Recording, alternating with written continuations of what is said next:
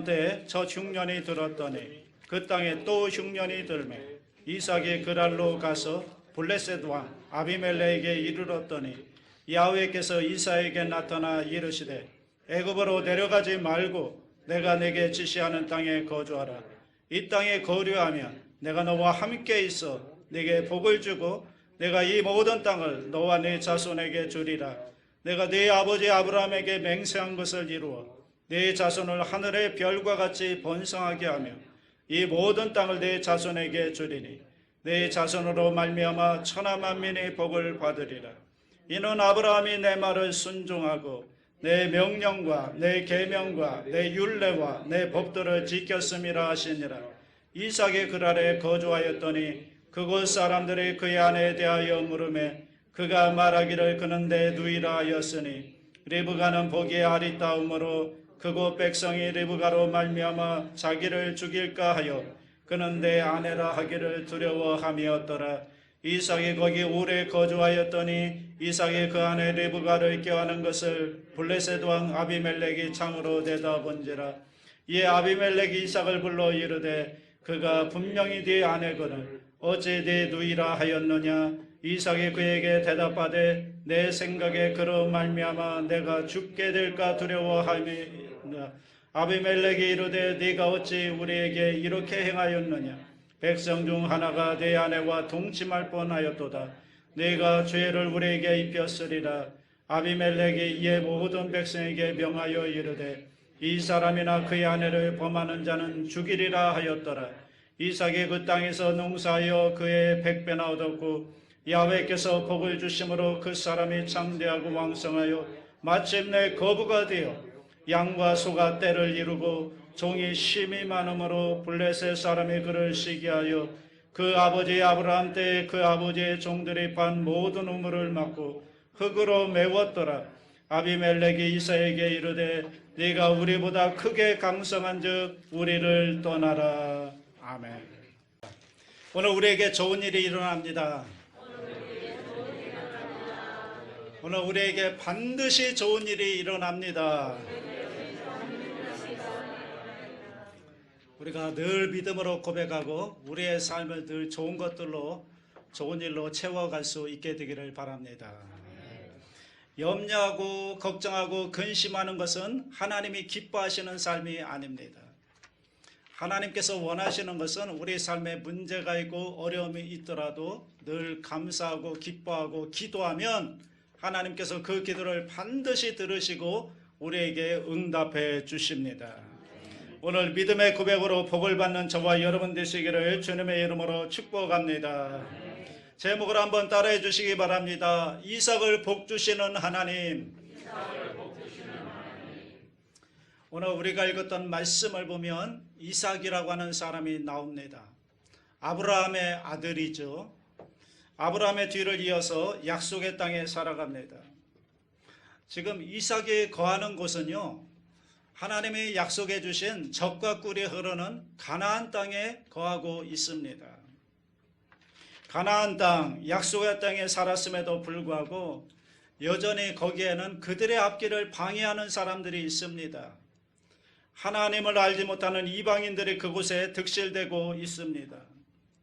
그 가운데서 어떻게 하나님의 사람이 믿음의 삶을 살아갈 수 있겠는가? 이것이 이삭이 가야 될 길이고 오늘 이삭이 우리에게 보여주는 신앙의 길입니다. 오늘 저와 여러분도 이 길을 걸어가야 되는데 오늘 이삭의 모습을 통해서 이 말씀을 통해서 오늘 우리가 어떻게 살아야 하는가 이 질문에 대한 답을 스스로 찾아보는 그런 귀한 시간이 될 수 있기를 주님의 이름으로 축복합니다. 자, 오늘 본문을 들어가 보겠습니다. 1절을 보십시오. 다 같이 합니다. 아브라함 때에 첫 흉년이 들었더니 그 땅에 또 흉년이 들매 이삭이 그랄로 가서 블레셋 왕 아비멜렉에게 이르렀더니. 자, 여러분 창세기 12장에 보면 아브라함이 가나안 땅에 들어옵니다. 아브라함이 가나안 땅에 들어와서 만난 것은 흉년이었습니다. 여기 나오는 흉년, 기근 이러한 것들은 그 당시에 척박한 팔레스타인 땅에서는 보기 드문한 일이 아닙니다. 그 당시 하늘로부터 내리는 비에 의존할 수밖에 없는 그러한 시절이었기 때문에 비가 오지 않으면 흉년이 들 수밖에 없는 그런 상황입니다. 아브라함 때 분명히 그런 흉년이 들었습니다. 그래서 그는 이집트로 내려갔습니다. 그런데 그와 똑같은, 아니 그와 비슷한 흉년이 이삭 때에도 또다시 생겨났다는 것입니다. 사랑하는 여러분, 여기서 우리는 분명히 기억해야 될 게 한 가지가 있습니다. 그것은 무엇인가 하면 약속의 땅에도 흉년은 온다. 약속의 땅에도 고난은 온다, 이겁니다. 하나님의 약속은 고난으로부터의 면제가 아닙니다. 하나님은 한 번도 너희가 약속의 땅에 거하면 기근이 오지 않을 것이다, 흉년이 오지 않을 것이다, 고난이 오지 않을 것이다, 이렇게 말한 적이 없습니다. 하나님의 약속해 주시는 것은 뭔가 하면 그러한 고난으로부터의 승리입니다. 고난이 있지만 그 고난을 이겨낼 수 있도록, 승리하도록 하나님이 은혜를 주시는 것입니다. 그래서 고난이 없는 것이 복이 아니라 고난을 이겨내는 것이 복이라는 걸 꼭 기억할 수 있게 되기를 주님의 이름으로 축복합니다.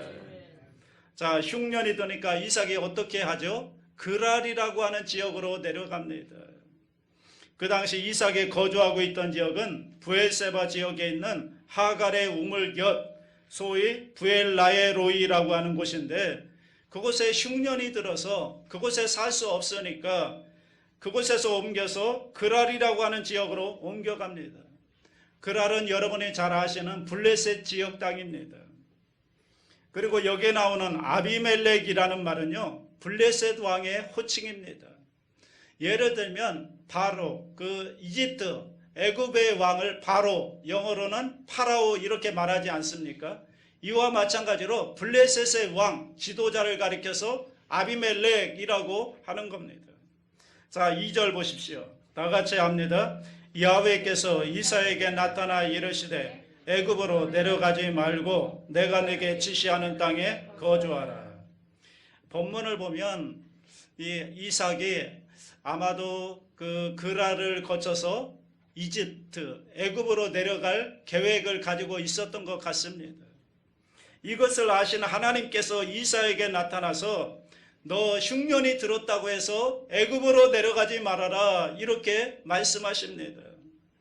이 애굽, 이집트는요, 그 당시에 하늘에서 비가 내리지 않아도 유일하게 농사를 지을 수 있는 곳이었습니다. 여러분, 다른 모든 나라들은 하늘에서 비가 내려야 그 비를 의존해서 농사를 지을 수 있었는데, 이 애굽이라고 하는 나라는 그 가운데 나일강이 흐르고 있었기 때문에, 마르지 않는 나일강이 있었기 때문에 비가 내리지 않아도 농사를 지을 수가 있습니다. 나일강으로부터 물을 끌어와서 관계수로를 만들어서 농사를 지을 수 있는 곳, 그래서 아무리 비가 안 와도 농사를 지을 수 있는 곳. 다른 모든 지역들은 비가 오지 않기 때문에 흉년이 들면 먹을 것이 없는데, 그런데 애굽은 비가 오지 않아도 먹을 것이 늘 있는 겁니다.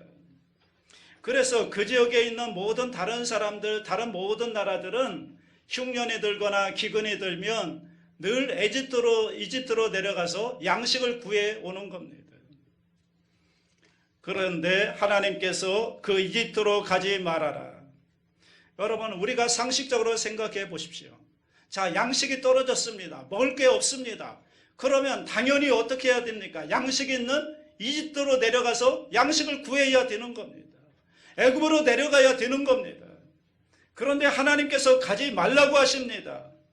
왜 가지 말라고 하셨을까? 하나님의 뜻은 여기에 있는 것 같습니다. 제발 양식 따라 살지 말아라. 먹을 것 따라 살지 말아라. 하나님의 약속을 붙들고 살아라. 하나님의 약속을 붙들고 살라고요. 하나님의 약속을 잊어버리지 말라고 주님께서 애굽으로 내려가지 말라고 한 것이 아닌가. 여러분, 당장 눈앞에 먹을 것이 없다고 해서 먹을 것만 따라다니는 인생을 살면 과연 여러분은 우리 인생이 행복할까요? 그렇지 않을 것입니다. 하나님은 그때 믿음을 가지고 하나님의 약속을 붙들고 약속의 땅에 거하라고 하시는 것입니다. 약속 따라 살아가는 인생을 살라고 지금 이사야에게 말씀해주고 계십니다. 자, 그리고 나서 그 약속을 따라 살았을 때 하나님께서 어떠한 복을 주시는가, 어떠한 약속을 주시는가. 3절 4절에 보면 하나님이 이렇게 친절하게 말씀해 주십니다. 다 같이 합니다. 이 땅에 거류하면 내가 너와 함께 있어 네게 복을 주고 내가 이 모든 땅을 너와 네 자손에게 주리라. 내가 네 아버지 아브라함에게 맹세한 것을 이루어 네 자손을 하늘의 별과 같이 번성하게 하며 이 모든 땅을 네 자손에게 주리니 네 자손으로 말미암아 천하 만민의 복을 받으리라. 하나님이 하나님의 약속을 따라 살아갈 때 이러한 복을 주시겠다, 이렇게 약속해 주시는 것입니다. 여러분, 이 복을 보면요 꽤 괜찮습니다. 보통 모든 땅을 주겠다, 너의 자손이 하늘의 별과 같이 되어서 큰 민족을 이루겠다, 너로 말미암아 천하 만민이 복을 받을 것이다, 이러한 축복을 약속해 주십니다. 그런데 저는요 이 말씀을 보면서 이 모든 복들보다 그 앞에 나오는 약속의 말씀이 더 마음에 갑니다. 내가 너와 함께 있어라는 대목이 훨씬 더 저의 마음속에 와닿습니다. 다른 모든 복들보다 하나님이 나와 함께 하신다. 여러분, 이것보다 더 좋은 복이 어디에 있을까요? 하나님이 주시는 복도 귀한 겁니다. 하나님이 주시는 복이 얼마나 좋을까요? 그런데 그것보다 더 좋은 것은 그 복을 주시는 하나님이 나와 함께 하시는 복이 아닐까. 하나님이 나와 함께 하신다. 그러면 오늘 우리 삶에 어떤 일이 있더라도, 어떤 어려움이 있더라도 약속하신 것을 이루어 가시는 하나님의 손길이 나와 함께 하신다면 하나님께서 반드시 그 약속을 이루어 주실 것이고 내 인생을 축복해 주시고 인도해 주실 것이다. 여러분, 이러한 분명한 여러분 믿음을 갖게 되시기를 바랍니다. 그래서 이 하나님을 붙들고 사는 것, 이 하나님의 약속을 붙들고 사는 것, 이 하나님과 동행하는 것, 여러분 이것이 믿음의 삶인 줄로 믿습니다. 자, 이어지는 5절 보십시오. 다 같이 합니다.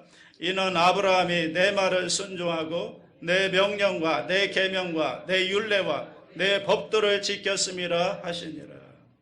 하나님의 이삭에게 이러한 축복을 약속해 주시는데 그 축복의 근거가 아브라함의 순종이라는 것을 얘기하면서 이삭 너도 순종해라, 이렇게 말씀하시는 것입니다.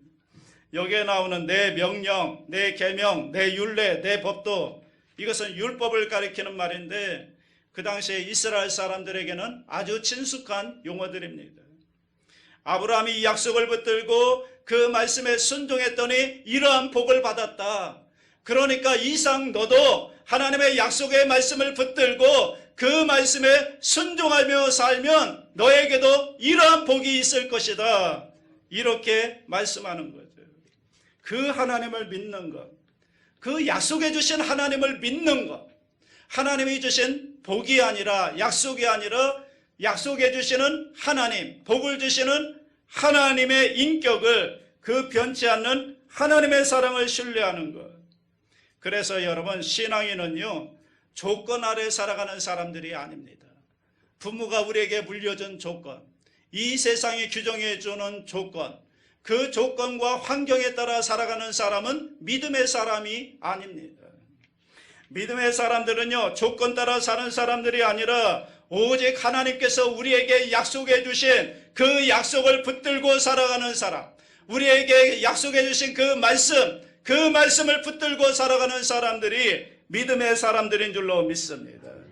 그 말씀, 그 약속을 깨닫고 그것을 붙들고 하나님께서 반드시 약속해 주신 말씀을 나의 삶 가운데 이루어 주실 줄로 믿습니다. 이 믿음을 가지고 살아가는 사람들이 믿음의 사람들이 아닐까. 하나님은 이미 우리에게 약속해 주셨잖아요. 모든 걸 약속해 주셨잖아요. 천국에 관하여, 영생에 관하여, 생명에 관하여, 구원에 관하여 하나님은 이미 우리에게 약속해 주셨습니다. 여러분, 이 모든 것을 우리에게 주셨음에도 불구하고 오늘 우리는 하나도 받지 못한 사람들인 것처럼 그렇게 살아가고 있다면 이것만큼 불쌍한 사람들이 어디에 있을까요? 이 세상 사람들이야 그 하나님의 약속을 모르니까 가난하게 하나님의 약속도 모르는 채 살아갈 수밖에 없지만, 그러나 우리는 이 영원한 하나님의 약속을 알고 이 약속을 받았음에도 불구하고 이 약속과 전혀 상관없는 삶을 살아간다면 여러분, 이것만큼 안타까운 일이 어디에 있겠습니까? 모든 것을 받았음에도 불구하고 아무것도 받지 않은 사람인 것처럼 혹시 그렇게 살아가고 있는 모습이 오늘 우리의 모습은 아닌가? 여러분, 이 하나님의 약속이 회복되는 저와 여러분 될 수 있기를 주님의 이름으로 축복합니다. 오늘 이삭이 그랬습니다. 이삭의 첫 번째 모습을 보면요, 하나님을 믿는 믿음이 있었음에도 불구하고 믿음이 전혀 없는 사람인 것처럼 행동을 합니다. 이어지는 6절과 7절을 보십시오. 재밌는 사건이 나옵니다. 이삭이 그랄에 거주하였더니 그곳 사람들이 그의 아내에 대하여 물으매 그가 말하기를 그는 내 누이라 하였으니 리브가는 보기에 아름다움으로 그곳 백성이 리브가로 말미암아 자기를 죽일까 하여 그는 내 아내라 하기를 두려워함이었더라. 자, 그랄에 머물렀습니다. 여기까지는 잘했습니다. 이집트로 내려가지 않았습니다. 그런데 거기에 살면서 그의 눈이 하나님을 향하지 못했던 것 같습니다. 어느 날 그의 아내를 보니까 리브가가 아주 빼어나게 예뻐 보이는 겁니다. 이것은 하나님의 은혜입니다. 그렇게 오래 같이 살았는데도 예뻐 보인다. 하나님의 큰 은혜이죠. 미모가 빼어나서 그랄 사람들이 리브가에 대해서 이런저런 말을 하고 또 이삭에게 다가와서 확인까지 한 것으로 보여집니다. 야, 저 여인이 예쁜데 저 여인은 너와 어떤 관계냐? 너의 아내냐? 이러한 관심이 이삭에게는 위협으로 느껴졌던 것 같습니다. 혹시 내 아내가 저렇게 예쁜데 내 아내를 빼앗아가지 않을까? 나를 죽이고 빼앗아가지 않을까? 그래서 이삭이 비상대책 회의를 합니다. 아내와 더불어 비상대책 회의를 해요. 그리고 거기서 내놓은 결론이 뭐냐? 아내를 아내라 하지 말고 누이라 하라. 여러분, 이거 어디서 많이 들어본 것 같지 않으세요? 과거에 그의 아버지 아브라함이 2번이나 했던 일입니다. 똑같은 이유로 아내를 누이라고 합니다. 그 아버지의 그 아들입니다. 역사는 반복되는 겁니다.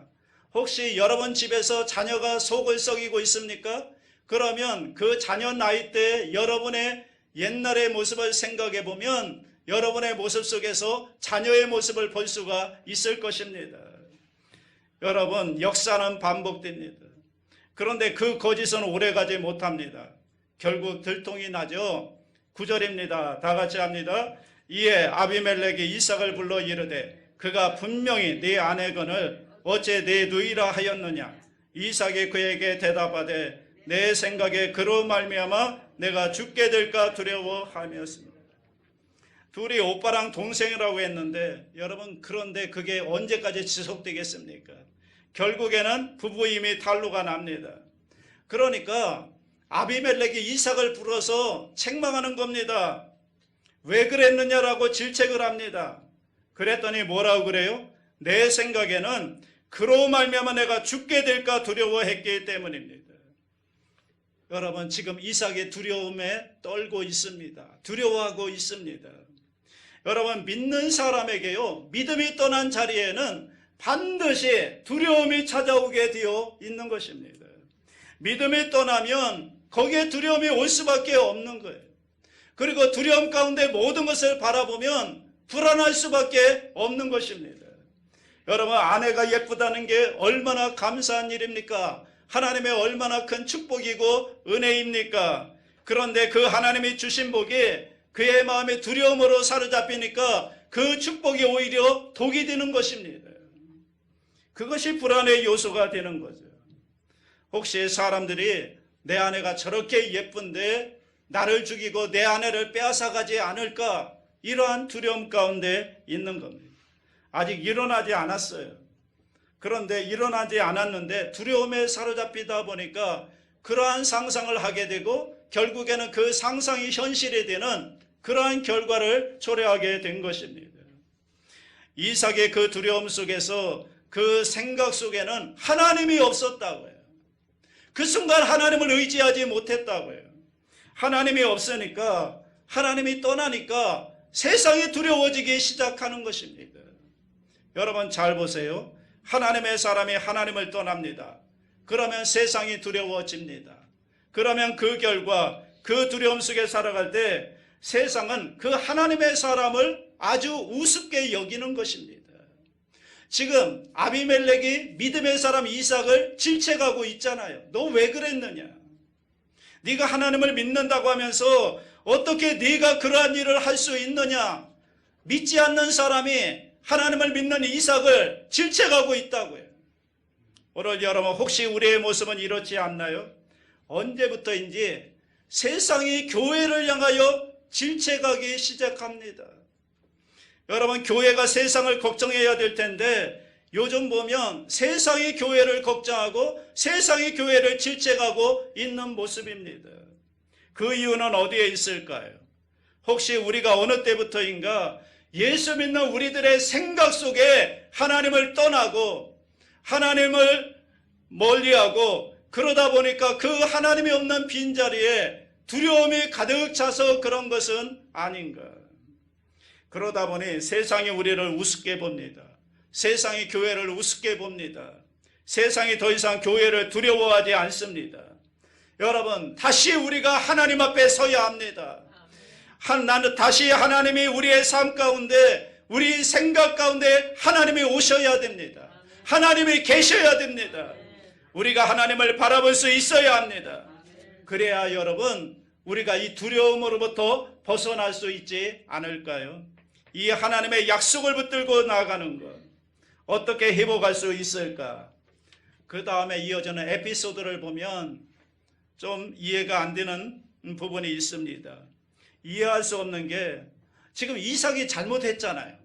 이삭이 거짓말을 했잖아요. 그러면 어떻게 해야 됩니까? 그 이후의 모습을 보면 오히려 우리가 생각하는 것하고는 뜻밖의 일이 일어납니다.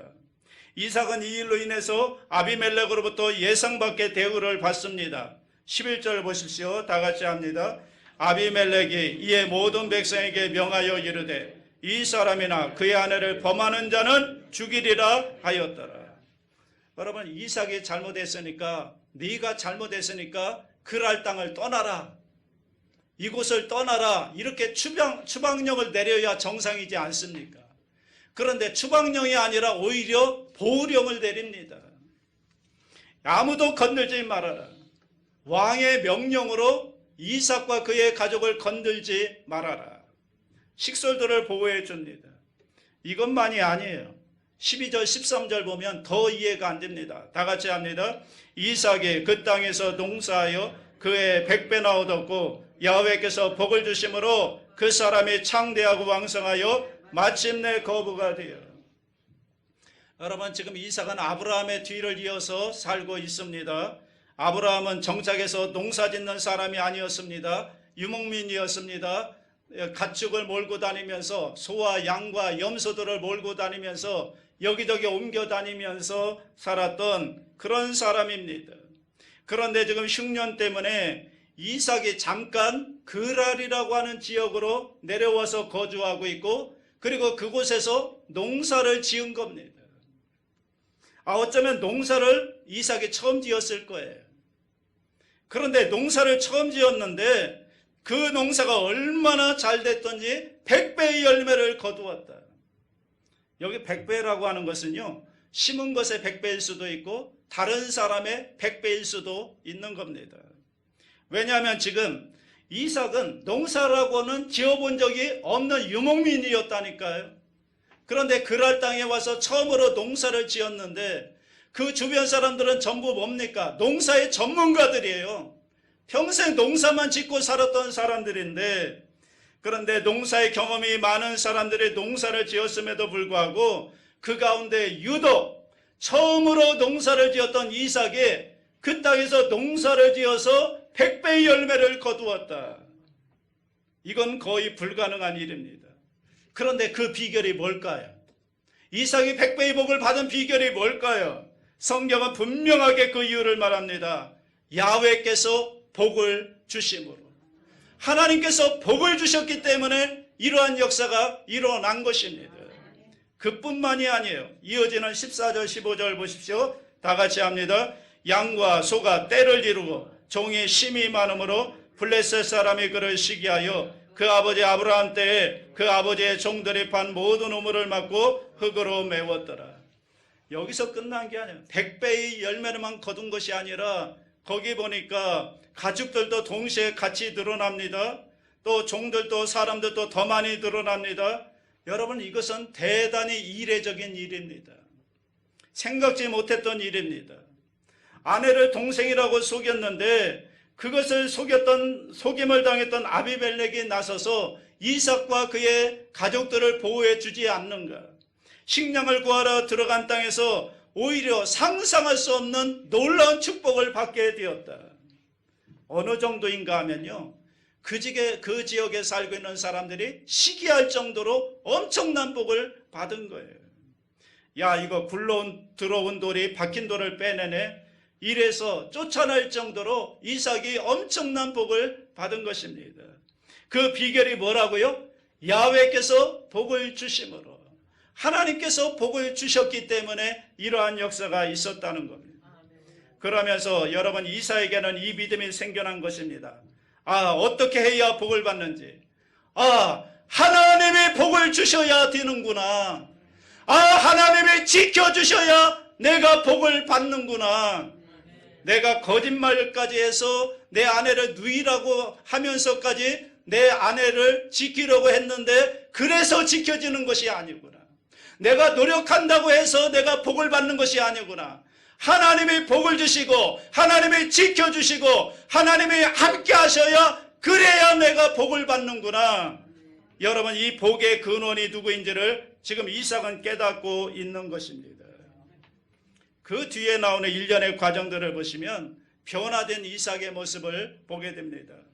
여러분, 너무 복을 받으니까요, 그 지역에 살고 있던 사람들이 화가 나니까 찾아와 가지고 이삭을 쫓아내면서 이삭이 받던 우물을 메워버리네요. 우물은 그 당시에 생명줄이죠. 우물 없이는 살 수 없습니다. 그런데 그 우물을 흙으로 메워버리고 이곳을 떠나라 그러는 겁니다. 그런데 그 우물을 흙으로 메워 떠났는데 그때 어떻게 했죠? 이삭이 떠납니다. 아무 말 없이 떠나요. 한마디 항변도 없고 대항하지 않습니다. 어떻게 보면 참 나약한 모습입니다. 그런데 이삭은 한 번이 아니에요. 여러 번에 걸쳐서 이삭은 양보하고 또 양보하고 양보합니다. 어떻게 그럴 수 있었을까? 이삭은 이렇게 빼앗기고 저렇게 빼앗기고 그렇게 쫓겨나면서 그 과정 속에서 어떻게 이삭은 한마디 대항도 하지 아니하고 그것을 그들에게 양보하고 떠날 수가 있었을까? 그의 마음은 마지막 우물의 이름에서 드러납니다. 오늘 읽지 못했지만 22절 보십시오. 다 같이 합니다.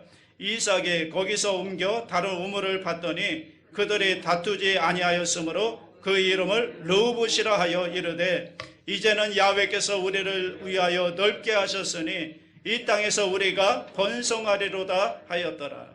르우봇, 야훼께서 우리를 위하여 넓게 하셨다.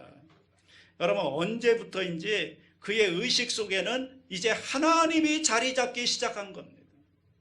그의 생각의 중심에 하나님이 계신 거예요. 그의 마음의 가장 깊은 곳에 하나님이 자리 잡기 시작한 거예요. 하나님이 계시니 하나님이 해결해 주시겠지. 하나님이 인도해 주시겠지. 모든 복의 근원 되시는 하나님, 그 하나님이 나와 함께 하시는데 하나님께서 인도해 주시지 않겠는가? 여러분, 지금은요, 이삭은요, 우물을 지키는 사람이 아닌 거예요. 하나님의 말씀을 지키는 사람인 거예요. 하나님의 말씀을 지키며 나갈 때 하나님이 주시는 복이 있다고요. 그러므로 여러분, 제발 여러분이 지키려고 하지 마세요. 여러분의 가정과 여러분의 재물과 여러분의 모든 인생을 여러분이 지키려고 하지 마세요. 여러분은 하나님의 말씀을 그냥 지키면 하나님께서 여러분을 지켜주시는 것입니다. 여러분의 하나님의 약속의 말씀을 붙들고 그 말씀을 지키며 살아가면 하나님께서 여러분 가정에 복을 주시고 자녀들을 지켜주시고 사업을 지켜주시고 여러분의 재산을 지켜주시는 것입니다. 보세요. 지금 성읍에서 평지로, 평지에서 골짜기로, 골짜기에서 더 오지로 쫓겨나지만 이삭의 마음속에는 그가 어디로 가든 무엇을 하든지 어떤 형편에 있든지 야훼께서 나와 함께 하시고 하나님께서 나에게 복을 주시면 나는 성공할 수 있다. 이 믿음을 갖고 있는 것입니다. 하나님의 은혜 가운데 살 수 있다고 하는 분명한 믿음이 이삭에게 있었던 것입니다. 그러므로 여러분 어떤 형편과 어려움 가운데 있다 할지라도 하나님의 약속의 말씀을 붙들고 나와 함께 하시는 그 하나님이 나와 함께 하시고 나에게 복을 주시면 나도 성공할 수 있다라는 이 믿음을 가지고 하나님과 동행하며 살게 되시기를 주님의 이름으로 축복합니다. 사랑하는 여러분, 이삭은 처음에는 하나님을 신뢰하지 못했습니다. 그런데 그가 하나님이 주시는 복을 경험하면서 그는 그 하나님을 알게 된 것입니다. 아, 복 주시는 하나님이시구나. 하나님이 주시는 복이 아니라 복을 주시는 하나님을 만난 거예요. 복을 주시는 하나님을 붙든 거예요. 복을 주시는 하나님의 약속을 붙잡은 거예요. 그랬더니 그의 삶 가운데 하나님이 주시는 복이 임하게 되고 하나님이 지켜주시는 은혜가 있게 된 것입니다. 그래서 그의 마음속에 여유가 생겼고요. 양보할 수 있게 되었고요. 그러면서 그는 더욱 하나님을 신뢰하게 되었던 것입니다. 사랑하는 여러분, 하나님이 주시는 복이 좋죠. 복이 감사합니다. 하나님이 주시는 복이니 얼마나 좋겠습니까? 그러나 그 복만 의지하지 마시기 바랍니다. 하나님이 주시는 복만 의지하면 나타나는 현상은 두 가지입니다. 하나는 교만하든지 아니면 실망하든지. 그러나 복을 주시는 하나님을 바라보면 그 하나님을 붙들 수 있다면 그러면 우리의 삶은 분명히 달라지게 되어 있는 것입니다. 우리의 삶 속에 우리와 함께 하시는 하나님의 그 놀라운 은혜로 우리의 마음이 넓어지고 그리고 우리의 마음에 여유가 생기는 것입니다. 이 복을 주시는 하나님을 붙들고 그 약속의 말씀에 순종하며 살아가면 하나님께서 저와 여러분의 모든 삶에 복을 주시고 지켜주시는 은혜가 함께할 줄로 믿습니다. 이 은혜로 복된 삶을 살아갈 수 있게 되기를 주님의 이름으로 축원합니다. 사랑과 은혜가 풍성하신 하나님 아버지, 이삭의 믿음을 통해 하나님의 약속을 붙들고 살아가는 사람에게 하나님께서 복을 주신다는 사실을 깨닫게 하시니 감사드립니다. 조건 따라 환경 따라 살지 말게 하시고 하나님의 말씀 따라 약속의 말씀을 붙들고 살아가는 믿음의 사람들이 다 되게 하여 주시옵소서. 이삭이 이해할 수 없는 엄청난 복을 받은 것은 하나님께서 복을 주셨기 때문입니다. 우리 인생도 하나님이 복을 주시고 하나님이 지켜주셔야 우리가 복을 받고 성공할 수 있다는 사실을 믿고 늘 하나님과 동행하게 하여 주시옵소서. 하나님을 떠난 자리에는 어김없이 두려움이 찾아옵니다. 우리 인생을 불행하게 만듭니다. 어떤 상황, 어떤 기근, 어떤 어려움 속에서도 하나님을 떠나지 않게 하여 주시옵소서. 예배의 자리를 떠나지 않게 하여 주시옵소서. 우리의 미래를 주님과 함께 그 주님을 신뢰하며 그 주님의 인도하심에 따라 믿음의 발걸음을 내딛게 하여 주셔서 하늘의 은혜와 복을 경험하는 주의 백성들이 되게 하여 주시옵소서. 감사하며 예수님의 이름으로 기도하옵나이다. 아멘.